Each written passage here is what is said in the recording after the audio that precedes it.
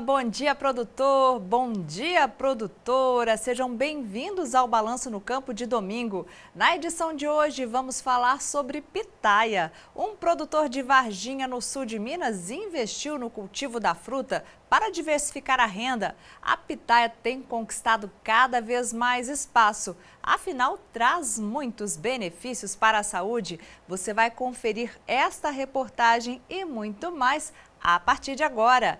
Domingo, dia 2 de abril. O Balanço no Campo começa agora.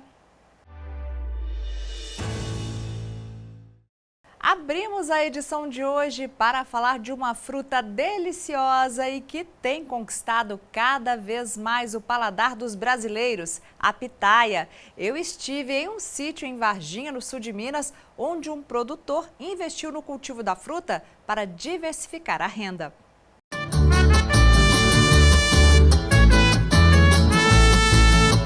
A pitaia pode até parecer estranha por fora, mas por dentro, essa fruta é uma maravilha.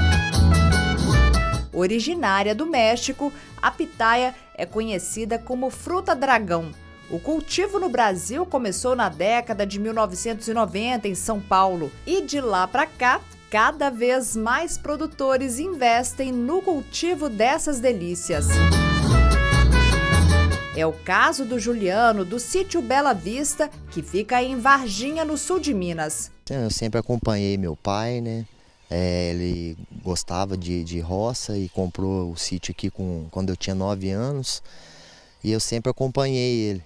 E hoje nós estamos aqui mexendo no sítio com diversificação de culturas. Ele decidiu investir na fruta depois que o pai ganhou 2 mudas 7 anos atrás. Então, meu pai ganhou 2 mudas de pitaia e eu achei uma planta diferente que podia agregar aqui no sítio como diversificação, né?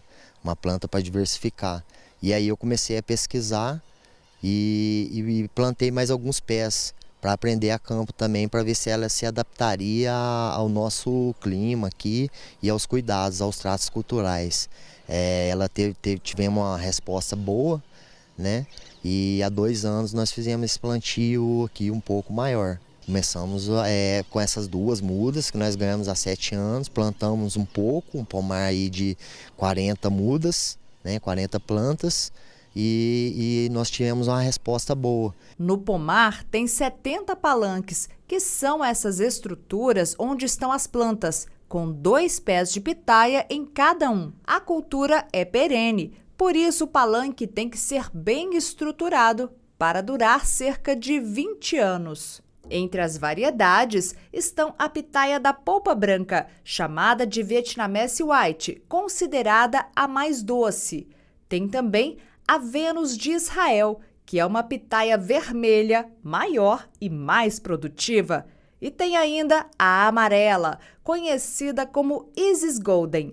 Segundo o produtor, a partir da 2ª ou 3ª safra, cada pitaia amarela pode pesar mais de 1 quilo. Agora, esta pitaia aqui eu nunca tinha visto, para mim é novidade, é a amarela colombiana. Vocês podem ver que ela é cheia de espinhos assim por fora, bem diferente, mas o Juliano está me contando aqui que ela ainda está verde, que ela ainda vai crescer um pouco mais, não é isso? É isso. Essa aqui é da família da Megalanthus. As pitaias são divididas em 2 famílias, né? A da casca lisa, que é a Undatus, e essas que tem espinho na casca, que é a Megalanthus. Então ela demora aí da flor ao ponto de colheita 90 dias. Né? Agora, Juliano, para colher essa pitaia com esse monte de espinho aqui, eu já estou ficando preocupada com como é que funciona. Então, quando ela está madura, né, ela atinge aí 250, 300 gramas, tá com a casca amarelinha, você passa uma escova e os espinhos caem facilmente. Aí você vende sem os espinhos? Sem os espinhos. Pelo amor de Deus, se chegar uma pitaia na minha casa com esse monte de espinho, eu não vou querer comer. Agora, Juliano, tem uma coisa que você me contou já, que essa daqui é a pitaia mais doce que você Já conheceu, não é isso? É, justamente. Ela tem esse defeito de ter o espinho na casca, mas é uma das pitaias que tem o potencial de acumular açúcar, mais açúcar. A colheita das frutas é manual e a safra vai de novembro a maio. Apesar do café ser o carro-chefe da região, o produtor garante que tem tido mais retorno com a pitaia. Eu gosto de trabalhar com plantas, né? Assim, eu sou apaixonado pela terra, trabalhar com a terra.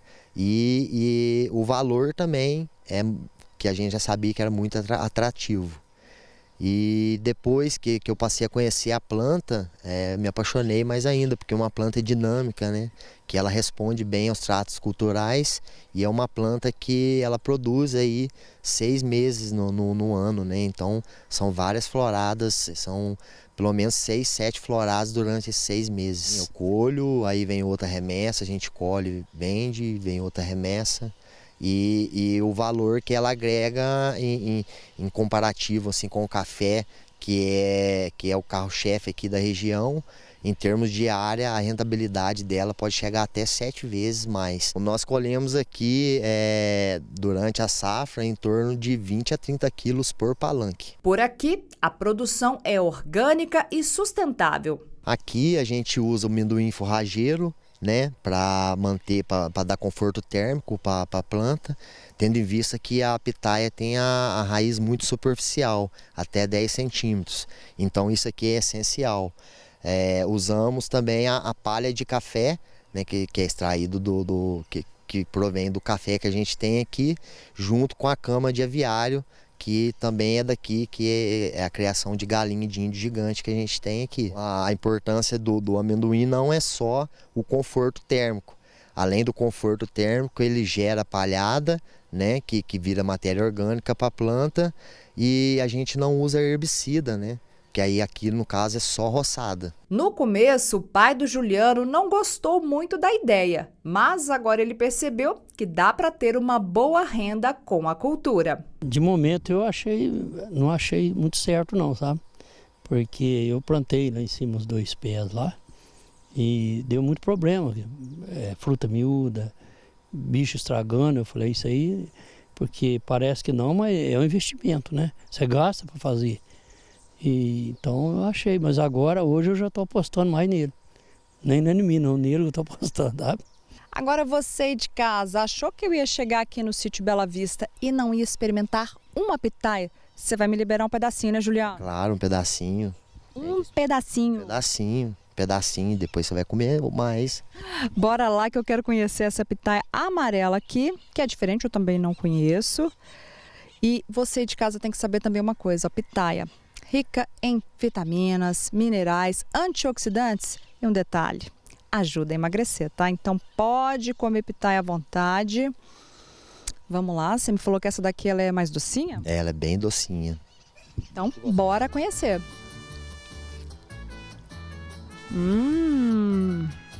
Nossa, é muito boa. Muito boa. A pitaia vermelha é a que tem maior número de antioxidante. Conteúdo, quanto mais vermelho, mais antioxidante nós temos. Nós estamos falando de uma fruta doce, mas com um nível de calorias muito baixo. Então cabe muito bem dentro de uma dieta que para quem procura perder peso. Nós também temos que associar a pitaia para um bom funcionamento intestinal. Nós temos os prebióticos que contém dentro da pitaia que ajuda o bom funcionamento do intestino. E para o produtor que ainda tem dúvida se vale a pena um investimento, a família Amorim dá o recado. Eu indico a pitaia ela vem sendo bastante implantada no Brasil, principalmente na agricultura familiar, né, em pequenas propriedades como a nossa aqui, tendo em vista que o valor agregado dela na área é bastante lucrativo, né?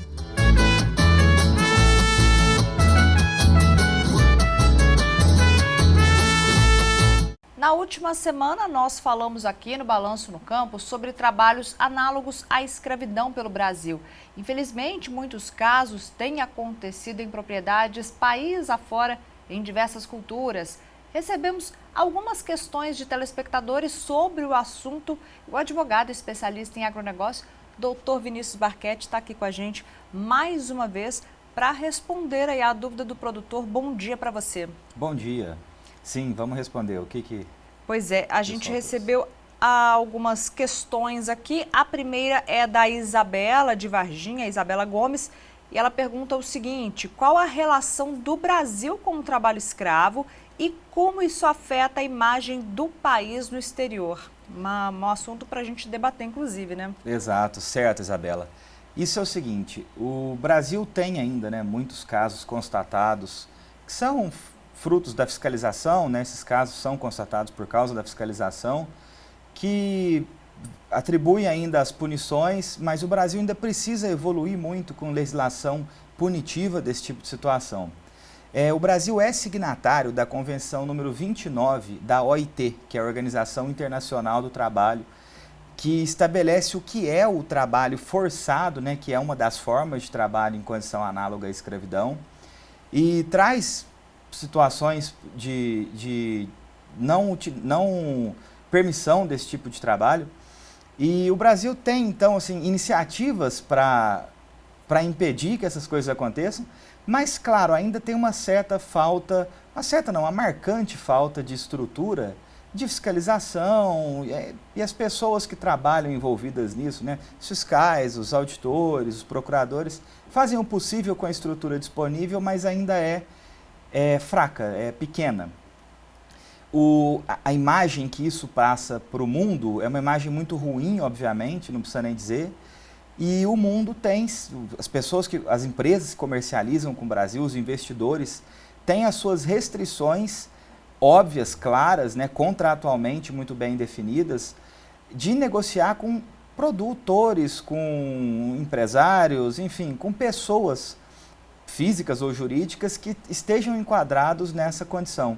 Então o mundo, obviamente, vê isso de uma forma muito ruim, e é assim que tem que ser, e o Brasil precisa fortalecer as suas estruturas para sair dessa situação, né? É uma coisa inadmissível em plena atualidade. Infelizmente, nós tivemos casos recentes, né, bastante divulgados na mídia, no Rio Grande do Sul, em lavouras de uva, né, na produção ali de vinho, espumantes. Em Minas Gerais também tivemos aí recentes casos em fazendas de café. Então, infelizmente, a gente ainda tem visto casos como estes, né? Sim, exatamente. E esse caso das lavouras de uva no Rio Grande do Sul dá muito para usar de exemplo para falar sobre a imagem brasileira sobre o trabalho escravo.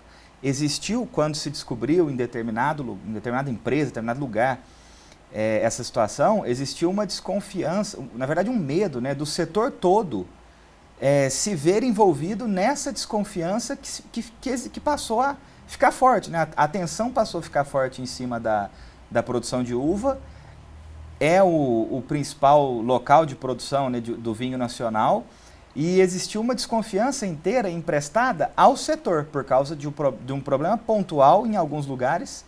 O setor todo se viu ameaçado. Então, acaba respingando, né, em outras culturas, outros estados, outras propriedades. Exato. É um exemplo para mostrar o quanto isso impacta na imagem nacional. Pois é, tem uma outra questão aqui que é do Douglas de Varginha. Ele pergunta o seguinte: a criação de cooperativas de trabalho seria uma solução? Pergunta muito inteligente. A criação de cooperativa de trabalho, ela vai refinar a informação ao trabalhador, ela vai tornar o trabalhador mais ativo dos seus direitos, mais ciente dos seus direitos, ela vai, enfim, vai ajudar, sim, a melhorar para que pessoas não estejam mais vulneráveis a essa condição, mas o problema da criação das cooperativas de trabalhadores, eu acho que é o mesmo problema, a essência do problema é a mesma que gera o trabalho em condição análoga à escravidão, que é falta de conhecimento, falta de estrutura. Então, os trabalhadores que acabam indo para essa condição são pessoas que não sabem dos seus direitos porque nunca foi ensinado a elas. Então, que também talvez tenham dificuldade de ingressarem nessas cooperativas, de instituírem essas cooperativas.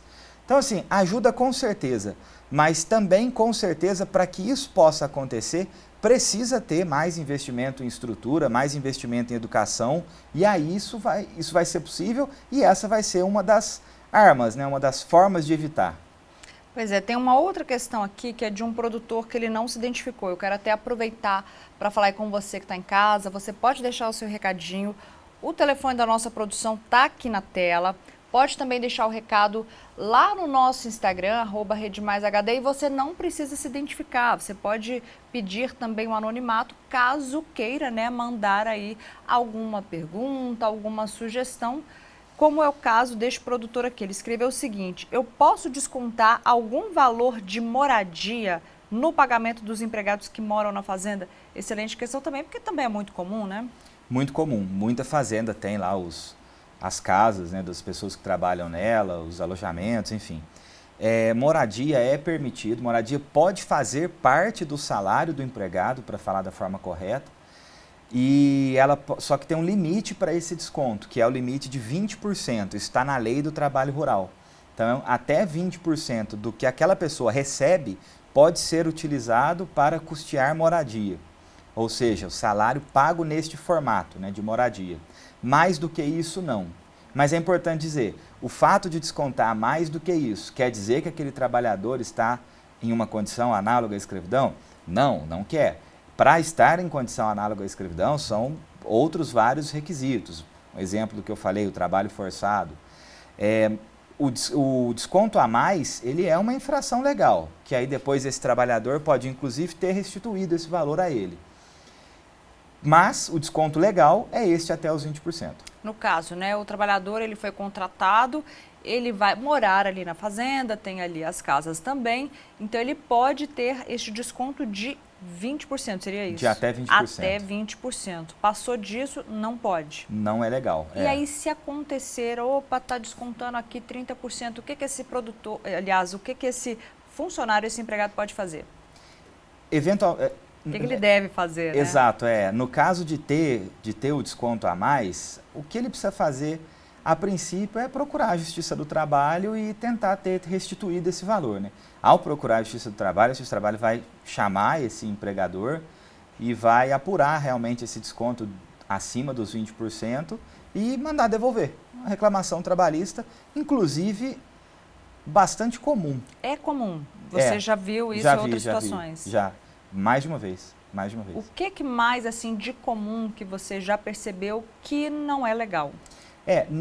No trabalho rural, problemas muito comuns são vinculados à moradia, a alojamento, condições, inclusive, de casas, de alojamentos, problemas vinculados a manuseio de peças, manuseio de maquinário, manuseio de produto, que são coisas que, lógico, o empregador precisa nutrir o empregado de informação, o empregador precisa, acima de tudo, saber o que está na lei e cumprir o que está na lei.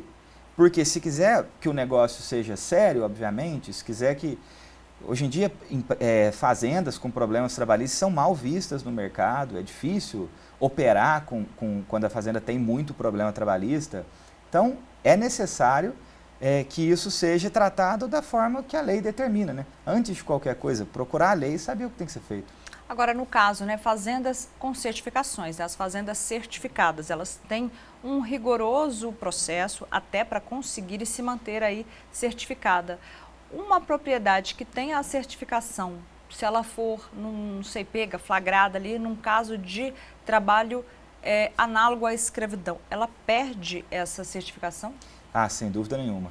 Perde a certificação, perde os negócios firmados e as certificações, elas com certeza melhoram as posições dessas propriedades nos negócios e aí é a entrada na lista suja, né, do Ministério do Trabalho. E isso invalida qualquer benefício que aquela propriedade possa ter. Realmente a intenção, inclusive da lista suja, é tornar público quem utiliza esse tipo de mão de obra. Por quê? Obviamente, não deve, não pode, e a intenção tornar público para que a pessoa não faça mesmo. E aí ela perde certificação, perde os negócios que que seriam melhores, os negócios saudáveis que tinha. Até porque tem muito valor agregado, né? Aquela fazenda certificada, vamos pensar que uma grande produtora de café, né? Que é o forte aqui da nossa região. Então ela já tem ali todo um valor agregado do produto que ela vende, que ela fornece, né? Então aí já acaba perdendo também essa imagem, né? Com certeza, e ninguém nem compra de produções assim, porque acaba, quem compra de uma produção declaradamente, que utiliza declaradamente a mão de obra em condição análoga à escravidão, acaba importando para si o mesmo problema. Então, definitivamente, ela nem negócios mais consegue fazer. Doutor Vinícius, quer destacar mais alguma coisa para a gente dentro deste assunto? Acho que o principal é essa ideia de realmente buscar instrução, tanto do empregado, sempre que possível. Se viu numa condição estranha, se viu numa condição ruim de fazer um trabalho que não parece normal, uma condição forçada, um abuso a mais, procurar autoridade, procurar forma de denunciar aquilo e fazer com que efetivamente essa condição cesse e seja punida, né? Quem atuou dessa forma, que receba as punições da lei, é o que é necessário. Tá certo. Então, muito obrigado mais uma vez por estar aqui no Balanço no Campo. Obrigado, eu que agradeço o convite. E agora o Balanço no Campo continua, mas vamos acompanhar um recado do Sicoob Credivar.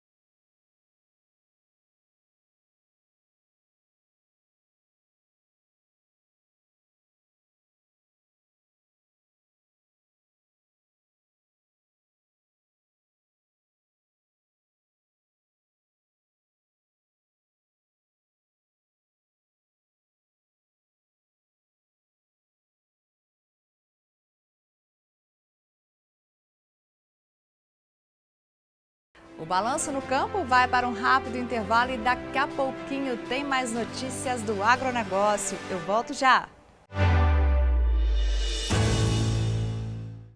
E vamos falar de cacau. O Brasil é o 6º maior produtor da fruta do mundo e o mercado segue crescendo.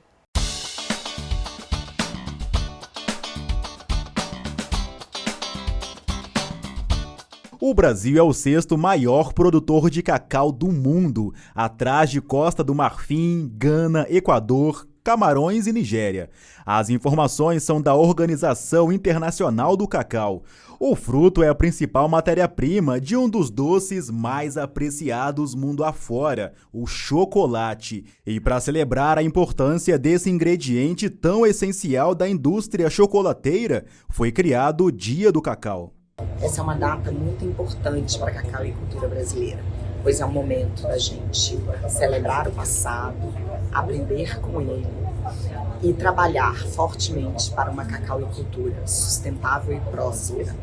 E isso a gente já veio acontecendo. A nossa produção tem aumentado, ainda que devagar, mas de forma consistente. Hoje já produzimos mais de 200 mil toneladas de cacau. Mas podemos chegar a muito mais. Podemos alcançar a autossuficiência, chegando a mais de 300 mil toneladas produzidas pelo Brasil. E com isso retomarmos a relevância no mercado global do cacau.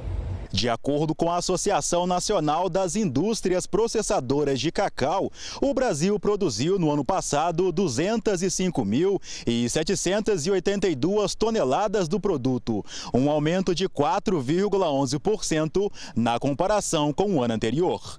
Bahia e Pará se destacam, sendo os maiores produtores do país, ocupando o primeiro e segundo lugar, respectivamente.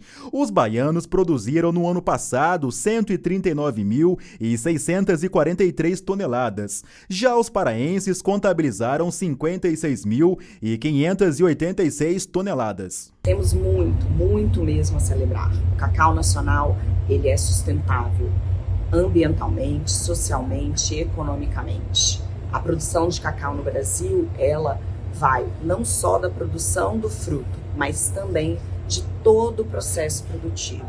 Passamos pela moagem do cacau, produzindo os derivados de cacau que vão abastecer as indústrias alimentícias de chocolate para produzir aquele que é o produto que todos nós amamos, o chocolate. Então, feliz Dia do Cacau!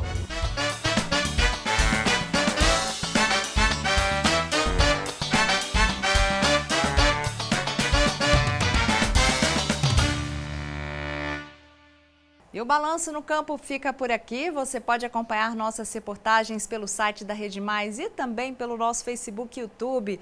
Também aproveite, siga nosso Instagram, @RedeMaisHD. A partir desta próxima semana vou tirar pequenas férias, mas o Balanço no Campo vai continuar, hein? Com a apresentação de Luiz Fernando Rocha. Eu tiro poucos dias. Volto rapidinho aqui, mas você vai continuar acompanhando todas as principais notícias do agronegócio. Para você, um ótimo domingo e uma excelente semana.